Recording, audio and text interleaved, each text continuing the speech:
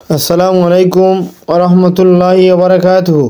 সম্মানিত অডিয়েন্স ও ভিউয়ার্সগণ, ধারাবাহিক ভিডিও হিসেবে আজকে ভিডিও থাকবে ইমানের শাখা 71 দুনিয়ার মোহ মুক্তির জুহুদ অপরিমিত আশা সম্পর্কে। শুরু করছি। ইমানের শাখা 71 দুনিয়ার মোহ মুক্তির জুহুদ পরিমিত আশা। দুনিয়ার নশ্বরতা সম্পর্কে আল্লাহ তাআলা বলেন, সূরা মুহাম্মদের 18 নং আয়াতে বলেন, فهل ينظرون إلا الساعة أن تأتيهم بغتة فقد جاء أشراطها। এরা কি শুধু কিয়ামতের অপেক্ষায় রয়েছে যে সহসা তা তাদের ওপর এসে পড়বে? তার নিদর্শন তো এসেই পড়েছে।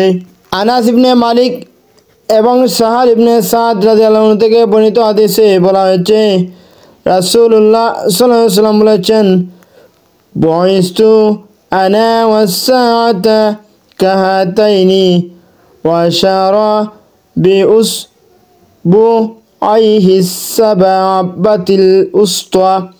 আমি এবং কিয়ামত এরূপ দূরত্বে, একথা বলে তিনি তর্জনী ও মধ্যমা আঙ্গুল দুটি একত্রিত করে দেখালেন।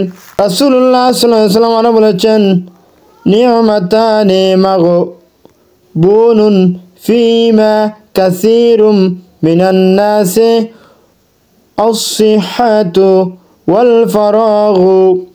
আল্লাহ প্রদত্ত দুটি নিয়ামত অধিকাংশ মানুষকে বিভ্রান্ত করে ছাড়ে।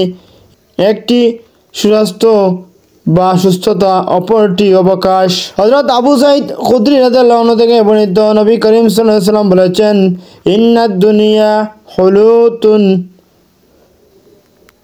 খাদিরাতুন ওয়া ইন্নাল্লাহা মুস্তাখলিফুকুম ফিহা ফায়ানজুরু কাইফা